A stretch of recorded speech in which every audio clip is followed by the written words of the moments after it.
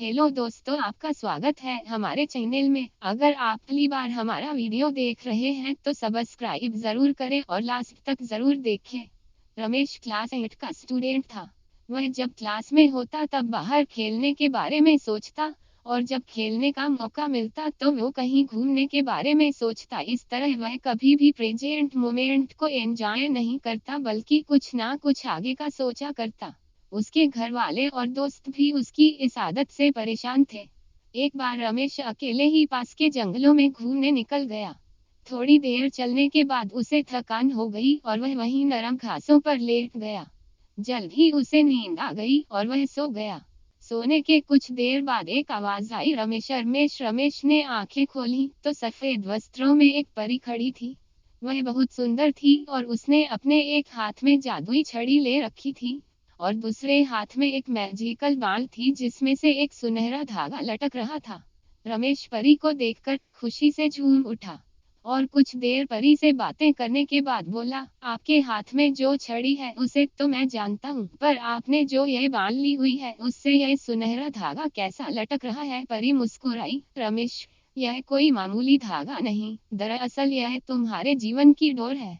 अगर तुम इसे हल्का सा खींचोगे तो तुम्हारे जीवन के कुछ घंटे कुछ सेकंड्स में बीत जाएंगे। यदि इसे थोड़ा तेजी से खींचोगे तो पूरा दिन कुछ मिनटों में बीत जाएगा, और अगर तुम उसे पूरी ताकत से खींचोगे तो कई साल भी कुछ दिनों में बीत जाएंगे। तो क्या आप यह मुझे दे सकती हैं? रमेश ने उत्सुकता से पूछा। हाँ हाँ, क्यों नहीं, ये लो पकड़ो इसे, पर ध्यान रहे एक बार अगर समय में तुम आगे चले गए तो पीछे नहीं आ सकते। परी ने जीवन की डोर रमेश के हाथों में थमाते हुए कहा और फौरन अदृश्य हो गई। अगले दिन रमेश क्लास में बैठा खेलने के बारे में सोच रहा था, पर टीचर कहते वो बाहर जाता भी तो कैसे। तभी उसे परी द्वारा दी गई सुनहरे धागों वाली बाल का ख्याल आया। उसने धीरे से बाल निकाली और डोर को जरा सा खींच दिया। कुछ ही सेकंड्स में वह मैदान में खेल रहा था। वाह, मजा आ गया, रमेश ने मन ही मन सोचा। फिर वह कुछ देर खेलता रहा, पर मौजूदा वक्त में ना जीने की अपनी आदत के अनुसार वह फिर से कुछ ही देर में उठ गया और सोचने लगा, यह बच्चों की तरह जीने में कोई मजा नहीं है, क्यों ना मैं अपने जीवन की डोर को खींचकर जवानी में चला जाऊं। और झटपट उसने डोर कुछ तेजी से खींच दी। रमेश अब एक शादीशुदा आदमी बन चुका था और अपने दो प्यारे प्यारे बच्चों के साथ रह रहा था। उसकी प्यारी माँ जो उसे जान से भी ज्यादा चाहती थी, अब बूढ़ी हो चुकी थी, और पिता जो उसे अपने कंधों पर बैठा कर घूमा करते थे, वृद्ध और बीमार हो चले थे। इस परिवर्तन से रमेश अपने माता पिता के लिए थोड़ा दुखी जरूर था, पर अपना परिवार और बच्चे हो जाने के कारण उसे बहुत अच्छा महसूस हो रहा था।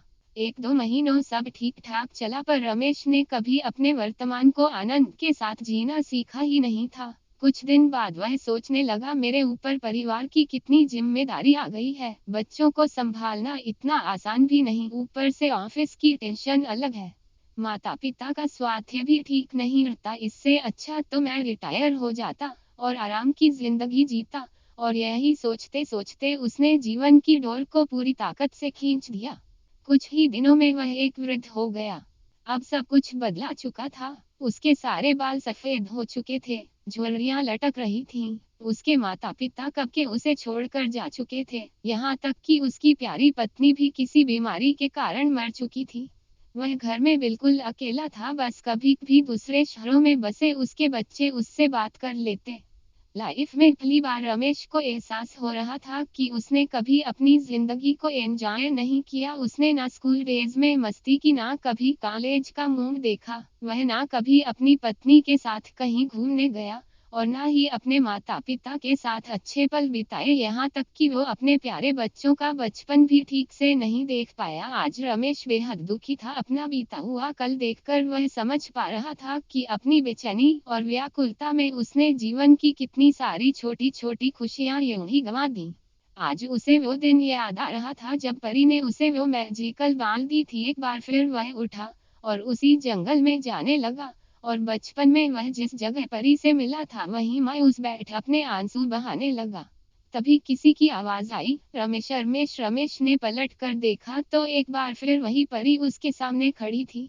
परी ने पूछा, क्या तुमने मेरा स्पेशल गिफ्ट एंजॉय किया? प्ले तो वो मुझे अच्छा लगा, पर अब मुझे उस गिफ्ट से नफरत है। रमेश क्रोध में बोला, मेरी आंखों के सामने मेरा पूरा जीवन बीत गया और मुझे इसका आनंद लेने का मौका तक नहीं मिला। हाँ, अगर मैं अपनी जिंदगी नॉर्मल तरीके से जीता तो उसमें सुख के साथ दुख भी होते, पर मैजिकल बाल के कारण मैं उनमें से किसी का भी अनुभव नहीं कर पाया।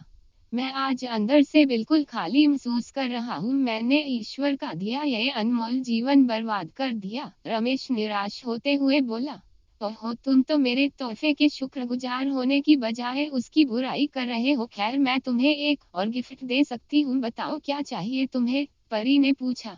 रमेश को यकीन नहीं हुआ कि उसे एक और वरदान मिल सकता है। वह खुशी से भावुक होते हुए बोला, मम्मा, मैं फिर से वही प्ले वाला स्कूल बॉय बनना चाहता हूँ। मैं समझ चुका हूँ कि जीवन का हर एक पल जीना चाहिए। जो अभी को कोसता है वो कभी खुश नहीं हो पाता, उसका जीवन खोखला रह जाता है। प्लीज प्लीज मुझे मेरे पुराने दिन लौटा दो। प्लीज प्लीज प्लीज ना। तभी एक आवाज आती है, उठो बेटा, तुम यहाँ इन जंगलों में कैसे आ गए और ये सपने में प्लीज प्लीज क्या बड़बड़ा रहे थे? रमेश आंखें खोलता है। अपनी माँ को आंखों के सामने देखकर वह कसकर उनसे लिपट जाता है और फूट फूट कर रोने लगता है। वह मन ही मन परी का शुक्रिया अदा करता है और कसम खाता है कि अब वो जीवन के अनमोल पलों को पूरी तरह जिएगा और डे ड्रीमिंग और कल के बारे में सोचकर अपने आज को बर्बाद नहीं करेगा। दोस्तों, बहुत बहुत धन्यवाद ये वीडियो पूरा देखने के लिए। हमें कमेंट्स के जरिए बताइए कि वीडियो कैसा लगा। लाइक, शेयर और सब्सक्राइब जरूर करें।